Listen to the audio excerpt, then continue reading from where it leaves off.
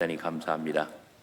사도 바울은 고린도인들에게 보낸 편지에서 그런즉 누구든지 그리스도 안에 있으면 새로운 피조물이라 이전 것은 지나갔으니 보라 새 것이 되었도다 이렇게 말했습니다. 생명의 주 예수 그리스도께서 기원전 BC와 기원 후 AD의 중간에 갈림길이 되셨습니다. 예수 그리스도를 모르면 그 안에 생명이 없고 예수 그리스도를 영접하는 자에게는 그 안에 생명이 있습니다. 아들이 있는 자에게는 생명이 있고 하나님의 아들이 없는 자에게는 생명이 없느니라. 요한일서 5장 12절 말씀이죠. 오늘 우리가 함께 교독한 요한복음 1장 마지막의 이야기는 정말 그 나다나엘, 빌립, 안드레 이런 사람들이 어떻게 생명을 찾아가게 되었는가, 어떻게 생명을 만나게 되었는가 이런 이야기입니다. 예수님께서 안드레를 만났습니다. 그런데 그 전에 요한복음 1장 중간쯤에 보면은 예수님께서 요단강으로 나아가셨을 때에 세례 요한이 예수님을 보고 이렇게 말을 했다고 합니다. 보라 세상 죄를 지고 가는 하나님의 어린 양이로다. 이 말을 듣고 세례 요한의 제자 두 사람이 예수님을 따라가요. 세상 죄를 지고 가는 하나님의 어린 양을 따라가는 거예요. 두 제자가 예수님을 따르는데 이 사람들은 정말 스승의 말을 듣고 예수님을 자발적으로 따른 사람들, 제 발로 예수님을 찾아온 사람입니다. 근데 그 두 명 중에 한 사람의 이름이 안드레였는데 안드레가 예수님께 여쭙니다. 랍비요, 어디 계시오니이까? 자기 스승 세례 요한의 말을 듣고 안드레는 궁금했던 것입니다. 세상 죄를 지고 가는 하나님의 어린 양은 어디에서 와서 어디에 머물다가 어디로 가는 것일까? 안드레의 질문은 굉장히 복잡했습니다. 안드레가 궁금해하는 것, 안드레가 생각하는 것, 안드레가 대답을 듣고 싶어하는 것, 이런 모든 것들은 복잡했습니다. 도무지 세상 죄를 지고 가는 하나님의 어린 양은 어디로부터 오는 것인가? 어디에 어떻게 머무시는 것일까? 그리고 종국에는 어디로 가는 것일까? 하지만 예수님의 대답은 너무나 단순했습니다. 와서 보라. Come and see. 그냥 붙여서 읽으면 와봐 이거예요. 와봐. 복잡하게 생각하고 복잡하게 물었지만 그러나 대답은 지극히 단순했습니다. 와봐. 우리말에 백문이 불여일견이라는 말이 있습니다. 백문이 불여일견 무슨 뜻입니까? 100번 듣는 것보다 한 번 보는 것이 더 좋다. 100번 듣는 것이 한 번 보는 것만 못하다, 이 뜻입니다.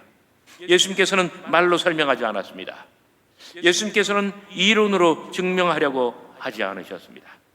그저 안드레는 당신께로 와서 당신을 만나 보기만 하면 됩니다. 과연 안드레는 예수님께 나아갔고 그리고 길지 않지만 일정 시간을 예수님과 함께 지내게 되었습니다. 그리고 자기의 옛 스승 세례 요한의 말대로 세상 죄를 지고 가는 하나님의 어린 양이 누구인지, 어디에서 와서 어떻게 머물다가 어디로 가시는지 그는 알게 되었습니다. 한마디로 말해서 예수님께서 메시아이신 것을 깨달았다는 것입니다. 와서 보라는 것은 예수님께서 메시아이시고 영원한 생명이신 것을 몸소 깨달으라는 말입니다. 어떤 사람이 길가를 거닐다가 이 굳어진 시멘트 갈라진 틈으로 이 어떤 생명이 새싹으로 밀고 나오는 것을 보게 되었습니다. 그 정말 얇은 틈으로 이 새싹이 올라오는 거예요. 그런 호기심에 자리에 주저앉아 그 시멘트 바닥을 파보았습니다. 15cm, 20cm 깊이 파들어갔는데 거기서 정말 씨알 하나가 이 수분을 함유하고 싹을 틔우며 생명이 올라오는 것을 발견할 수 있었습니다. 그 씨앗은 시멘트 갈라진 틈으로 들어가서 오랜 세월을 기다렸던 것입니다. 그리고 그 틈으로 물이 스며들고 씨앗에 닿자마자 그 씨알이 죽으면서 거기서 새로운 생명을 잉태하고 그것이 싹이 되어서 시멘트 갈라진 틈으로 올라오고 있었던 것입니다. 시멘트 바닥을 헤치고 흙을 파보았을 때 그는 또 하나의 사물을 발견했습니다. 그것은 바로 녹슨 동전이었습니다. 이 동전은 그 속에 묻혀서 이 동전도 아마 여러 해 동안 거기 그 자리에 존재했을 것입니다. 그런데 생각해 보았습니다. 씨알 하나와 동전 하나. 동전은 싹을 틔웁니까? 못 틔웁니까? 싹을 틔울 수가 없어요. 아마 처음 시멘트 갈라진 틈으로 들어갔을 때 동전과 씨알 그 두 개 중에 무엇이 더 값어치가 나갔을까요? 동전이었을 것입니다. 그러나 동전은 생명을 틔우지 못했고 씨알은 싹을 틔워서 이 생명을 거기서 이끌어냈습니다. 바로 이것입니다. 씨앗은 그 속에 어떤 생명의 유전자를 가지고 있기 때문에 동전보다는 무가치해 보였을지라도 생명을 거기서 튀어낼 수 있었던 것입니다. 사랑하는 교회 여러분, 예수님은 메시아이시고 영원한 생명이십니다. 누구든지 거기 닿기만 하면 구원과 영원한 생명, 곧 영생을 얻으실 줄 믿으시길 바랍니다. 그래서 예수 믿으면 사람들이 변화되는 거예요. 예수 믿으면 사람들이 달라지는 거예요. 아마 여러분들 가족 중에 아직 교회 나오지 못하시는 분들 계실 거예요. 아마 여러분들 가족 중에 막 굉장히 완고하고 대화도 잘 안 되고 그리고 답답하지만 어떻게 정말 소통도 잘 안 되고 그런 분들 계실지 몰라요. 그런데 예수 믿고 나면 사람이 달라질 수 있어요. 저희 집이 그랬습니다. 저희 아버지가 40 다 돼서 예수님을 믿기 시작했는데 정말 39살. 예수 믿고 나서 완전히 달라졌어요.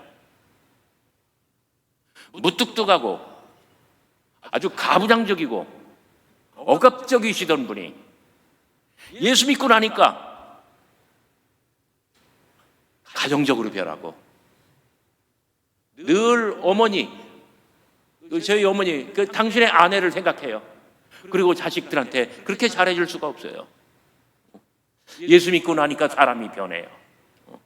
그 안에 생명이 들어가니까 예수님과 접붙임만 일어난다면 인격적으로 변화가 오고, 그래서 저희 아버지를 통해서, 저희 어머니를 통해서 저희 친가와 외가에 정말 예수 믿고 변화되고 축복받은 사람들이 이 집 저 집 많이 생겨났습니다. 사랑하는 교우 여러분, 동전 하나와 씨알 하나,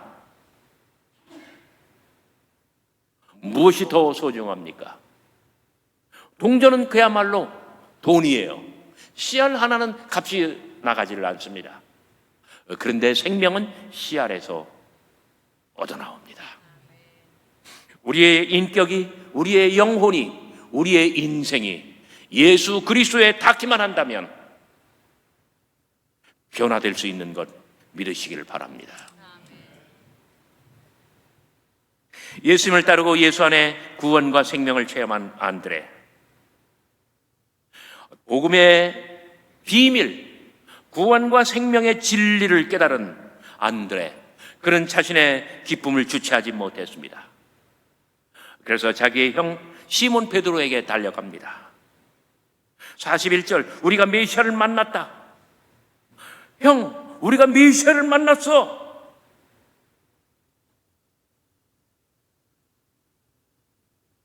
시몬 베드로가 이제 예수 그리스도를 만나고 시몬 베드로가 변화될 차례이며, 그리고 이 만남을 통해서, 이 전도를 통해서 시몬 베드로가 예수님의 수제자, 자기의 동생 안드레보다 더 위대한 지도자로 바뀔 것입니다. 아마 우리 교회 권사님들, 집사님들 가운데 남편이 아직 예수 안 믿는 사람들 계실 거예요. 어떤 여자 성도님 한 분이 정말 마음의 소원이 뭐냐면 남편이 예수 믿는 거예요. 우리 강명우 권사님, 박한 선생님께서 이렇게 꼭 데려다 주신대요. 그런데 전에는 교회 바깥에까지만 데려다 주셨는데 최근에는 이게 교회 뜰까지 오셨다고 해요. 얼마나 감사한 일입니까? 어떤 여자 성도님이 이렇게 비슷한 마음이었어요. 그런데 아무리 얘기해도 자기 말을 듣지 않는 거예요. 그래서 자기 남편을 전도하는 것이 평생 소원이었는데 이 사람이 기도하다가 마침내 지혜를 얻었어요. 그리고 남편의 신발을 훔쳐가지고 교회에 나왔어요. 그리고 기도를 하는 거예요. 하나님 아버지, 오늘은 이 신발만 왔습니다. 다음번에는 사람도 오게 해주세요. 이 기도가 응답되었습니다. 우리의 마음이 간절하면 정말 하나님께서 응답해 주시고 감동시켜 주시고 그리고 예수 믿게 해주는 거예요. 우리의 마음이 간절하면 그 영혼이 생명에 닿을 수 있습니다. 우리의 기도가 간절하고 우리의 노력이 정말 가상하면 하나님께서 그 생명 당신에게 인격적으로 접붙여주는 거 믿으시기를 바랍니다. 이튿날이었습니다. 예수님께서 갈릴리로 나가시다가 빌립이라고 하는 사람을 만났습니다. 전날에 안드레가 메시아 되신 예수의 구원과 생명에 맞닿은 것처럼 그날 빌립도 예수님의 구원과 생명에 맞닿게 되었습니다. 예수께서 말씀하십니다. 필립, 나를 따르라. 빌립은 예수 그리스도를 만났고 생명의 접붙임이 일어났고 그리고 너무나 기뻤습니다.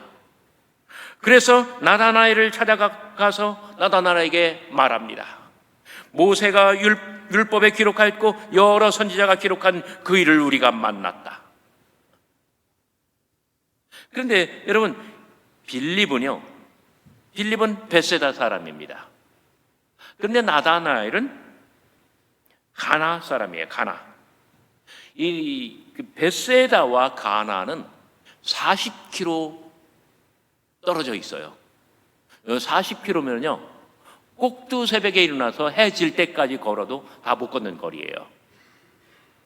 우리 옛날 방식으로 표현하면 몇 리예요? 40km면은 100리죠. 그죠? 대략 이틀길 정도 돼요. 이 빌립이 나다나엘을 전도하는 것은 이것은 아주 원거리 전도. 이것은 위지 선교에 해당해요. 조금 아까 안드레가 시몬 베드로를 전도한 것은 가족 전도예요. 그런데 지금 빌립이 나다나엘을 전도하는 것은 이 먼 원거리 위지 선교에 해당합니다. 예수님께서 빌립에게 말씀하실 때 나를 따르라. 접대 예수님께서 안드레에게는 뭐라고 말씀하셨어요? 와서 보라. 와서 보라는 말과 나를 따르라는 말은 사실상 같은 말입니다. 근데 조금 뉘앙스의 차이가 있어요. 와서 보아라, 와서 보아라. 이것은 뭐냐면 복잡하게 묻거나 정말 뭔가 좀 따지려고 하는 사람, 뭔가 자기가 한번 알아보려고 하는 사람, 자기의 생각, 자기의 기준으로 한번 판단해 보려고 하는 사람에게도 와 보라. 그러나 예수님께서는 나다나엘 빌립에게는 나를 따르라 이렇게 말씀하셨습니다. 좀 더 권위와 이 주도권을 가지고 대화를 주도하며 자기의 말이 먹힐 것 같다라고 생각하시면 예수님께서는 나를 따르라 이렇게 명하셨습니다. 그러나 이 두 가지는 같은 뜻입니다. 예수님께서는 안드레에게 무엇을 구하느냐 와서 보아라. Come and see 이렇게 말씀하셨습니다. 안드레는 베드로에게 말할 때 우리가 메시아를 만났다 이렇게 말을 했습니다. 예수님께서 빌립을 만나셨을 때는 나를 따르라 말씀하셨어요. 빌립이 나다나엘에게 찾아가서는 모세가 율법에 기록하였고 모든 선지자들이 기록한 그 일을 우리가 만났으니 요셉의 아들 나사렛 예수라 이렇게 말을 했습니다. 그때 나다나엘은 어떤 그 생각이 있는 사람이에요. 나다나엘은 지식이 있는 사람이에요. 나다나엘은 판단력이 있는 사람이에요. 뭐라고 말을 합니까? 나사렛에서 무슨 선한 일이 나올 수 있겠느냐? 제가 40년 전에 그 유학을 마치고 나사렛 때 출강하는데 나사렛 때 교수님들이 그렇게 말을 해요. 아이고 조 박사 우리 학교는 작고 조금 후져. 그러면서 뭐라고 하냐면 나사렛에서 뭐가 날 수 있겠어. 저한테 그렇게 말씀하시더라고요. 나사렛 때 굉장히 크게 됐잖아요. 나다나엘이 생각할 때 나사렛이라고 하는 동네, 이 두꺼운 구약성경 책에 단 한 모도 등장하지 않는 작은 마을, 시골 마을, 모래 분지로 쌓여서 외지인들이 접근하기도 힘들고, 그리고 나사렛에서는 뭔가 선한 것, 좋은 것, 훌륭한 것, 위대한 것이 난 적이 없어요. 모든 이에게 위면받는 나사렛. 예수님은 거기 출신이에요. 나다나엘은 지식이 많기 때문에 선입견이 있습니다. 아는 것이 많기 때문에 자기의 어떤 주견이 있어요. 주견. 나사렛에서 뭐가 나올 수 있겠어? 그때 빌립이 와서 보라. Come and see. 와 보라. 자, 복잡하게 논쟁하려고 하는 사람에게 가장 좋은 전도의 방법은 뭐냐면 와서 보라. 한번 따라서 해봅시다. 와서 보라. 뭐 따지려고 하는 사람에게는 이 말이 가장 좋은 거예요. 내가 왜 예수 믿어야 돼? 이렇게 복잡하게 말하는 사람한테는 와서 보라. 지금 빌립은 나다나엘에게 와서 보라, come and see 이렇게 말을 합니다. 이것은 예수님께서 안드레에게 하신 바로 그 말씀, 예수님의 전도 방법입니다. 어느덧 빌립에게는 나를 따르라 하셨지만, 빌립은 예수님께서 안드레에게 하셨던 전도 방법, 와서 보라, 이 말로 대답을 합니다. 그 결과 나다나엘은 과연 와서 보았고, 그리고 깨달았고, 본인도 이 생명의 근원에 자신의 영혼을 접붙이게 되었어요. 나중에 요한복음 말미에 보면은 나다나엘이, 자, 지금 당장 뭐라고 합니까? 나다나엘이 당신은 하나님의 아들이시요 당신은 이스라엘의 임금이로소이다. 예수님께서 나다나엘에게 말씀하십니다. 진실로 진실로 너희에게 이르노니 하늘이 열리고 하나님의 사자들이 인자 위에 오르락 내리락 하는 것을 보리라. 나다나엘에게 엄청 칭찬을 해주신 거예요. 그리고 요한복음 말미에 가보면 나다나엘은 자신의 거의 전 재산을 다 들여서 예수님의 장례를 치러드리게 됩니다. 그래서 복음의 세계, 예수 이야기에 아주 명실상부한 주역으로 가장 명예롭게, 가장 영광스럽게 나다나엘은 자신의 호적을 올리게 되는 것입니다. 나다나엘은 편견이 많았습니다. 나다나엘은 정말 선입견이 있었습니다. 나다나엘은 예수는 하나님의 아들 메시아가 될 수 없다라고 믿었습니다. 나사렛에서 무슨 선한 것이 날 수 있겠느냐. 그러나 빌립의 전도는 간단했습니다. 와서 보라. 논쟁하지 않았어요. 서로 아규하지 않았어요. 말로 싸우지 않았어요. 단순합니다. 와서 보라. 이것은 예수님의 전도 방법이고 빌립이 나다나엘에게 사용했었던 사도의 선교 방법입니다. 여러분, 우리가 다음 주일은 전도주일, 총동원 전도주일, 그리고 친구의 주일로 지키려고 합니다. 여러분들의 남편이든 자녀든 부모든 아니면 친한 친구든 아니면 동네 정말 친하게 지내는 사람들이든 여러분들이 딱 보셔서 나를 따르라. 명령할 분은 명령하세요. 교회에 나오라. 안 될 것 같은 사람에게는 뭐라고 말하면 됩니까? 와서 보라. 와서 보라. 예수님께서 하신 방법이고 그리고 빌립이 나다나엘에게 한 방법입니다. 우리는 이렇게 어떤 만남과 인간관계의 맥과 혀를 사용해서 늘 하나님의 복음이 전파되도록 해야만 합니다. 안드레가 처음 복음의 비밀을 깨닫고 자기의 형 시몬에게 달려갔고 빌립이 새로운 진리, 생명의 진리를 깨닫고 멀리 백리길을 걸어서 나다나엘을 만나서 와 보라 말하였습니다. 우리가 편견의 사슬을 끊고 그리고 사람들에게 내가 발견한 이 생명의 비밀, 정말 영원한 구원의 이 진리를 사람들에게 전파해야 되는데 주님, 저는 말솜씨가 딸립니다. 하나님, 세상에 내 말 듣고 행동이 변하는 사람 단 한 사람도 없습니다. 사실 그렇죠.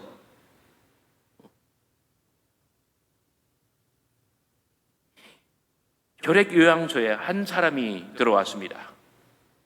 1년이 다 됐지만 찾아오는 사람도 없고 말을 거는 사람도 없습니다. 세상 인생을 어떻게 살아왔는지 정말 이 사람은 외롭고 소외되고 아무도 거들떠보지 않는 사람이었습니다. 매일 아침 침대에 누워서 창밖을 내다보며 우울한 표정을 짓던 그 사람에게 어느 날 손님이 찾아왔습니다. 인근 교회의 집사님이 전도하러 온 것인데 선생님, 예수님을 믿으시죠? 평안과 기쁨이 찾아옵니다. 예수? 웃기지 마시오. 나 피곤해요. 돌아가세요. 그러나 그 집사님은 그의 비웃음에도 불구하고 계속 예수를 믿으라고 권면합니다. 하지만 그 환자의 마음은 아주 시멘트처럼 굳어 있었습니다. 이봐요, 추워요. 당신이 입고 있는 그 외투로 나에게 주실 수 있나요? 나를 덮어주세요. 정말 부담스러운 이야기잖아요. 하지만 어떻게 전도하러 왔으니까 그 집사님은 잠시 당황하다가 정말 예수님을 생각하고 자기의 입고 있었던 외투를 벗어서 그의 헐벗은 몸을 덮어주었습니다. 그리고 조용히 방을 나오려고 하는데 그때 그가 다시 부릅니다. 이봐요, 당신이 지금 들고 있는 성경책 내 머리맡에 좀 해주세요. 베개가 너무 낮아요. 참 예수 믿지도 않겠다는 사람이 요구사항이 너무나 많아요. 어떻게 할 수 없이 성경책으로 그 사람 머리 밑에 베개를 넣어주고 나오려고 하는데 다시 부릅니다. 이봐요, 너무 더워졌어요. 이제 그 옷 치워주세요. 가지고 가세요. 그래가지고 또 어떻게 할 수 없이 외투를 또 걷어냈습니다.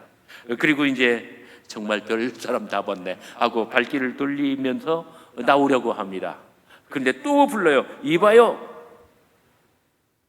전도하러 갔었던 그 집사님은 화가 머리 꼭대기까지 치솟아 올랐습니다. 몸을 획 뚫려서 한마디 해주려고 하는데 그만 놀라고 말았습니다. 그가 뭐라고 말을 합니까?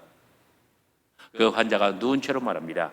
당신 같은 사람이 믿는 예수라면 나도 한번 믿어보겠어.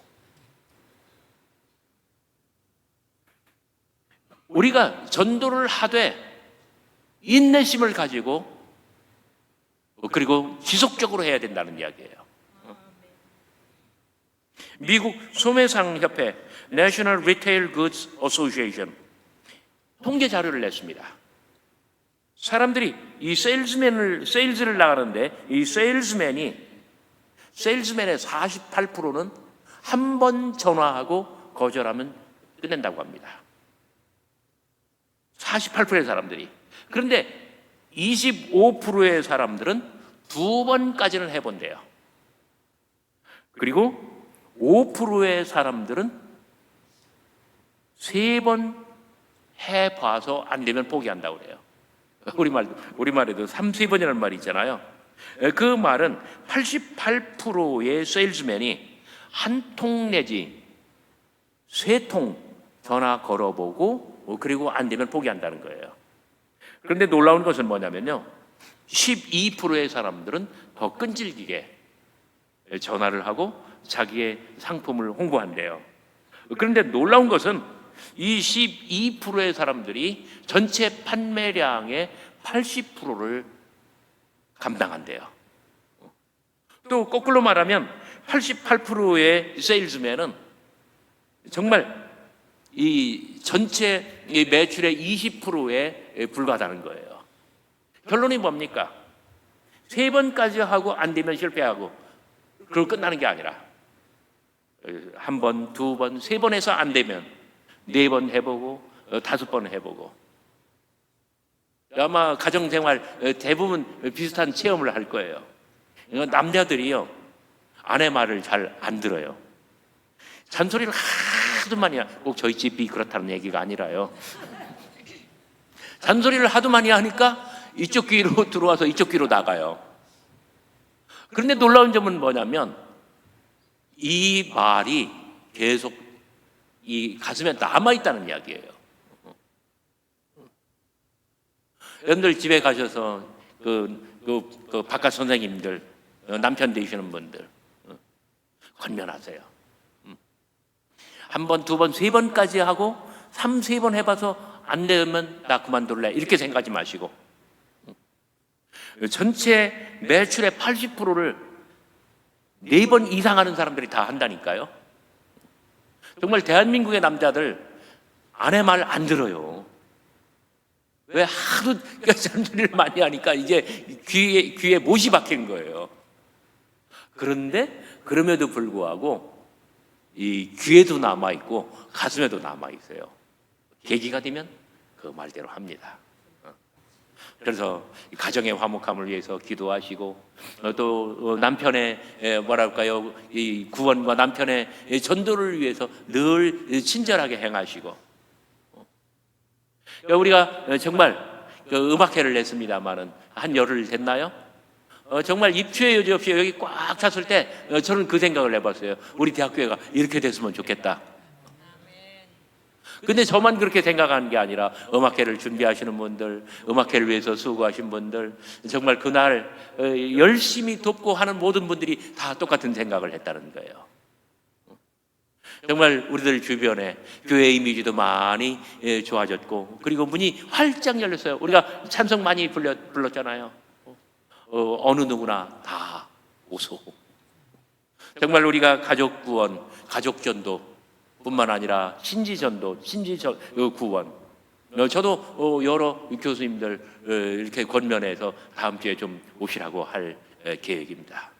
여러분들도 가족 그리고 주변에 인근의 어떤 친지 가깝게 지내는 사람들 많이 권면하셔서 정말 우리 교회, 하나님의 교회, 호소대학교회가 더욱더 많은 어떤 구원의 잔치집이 될 수 있도록, 생명의 어떤 전당이 될 수 있도록 여러분 그렇게 힘써 주시면 참 감사하겠습니다. 기도하겠습니다.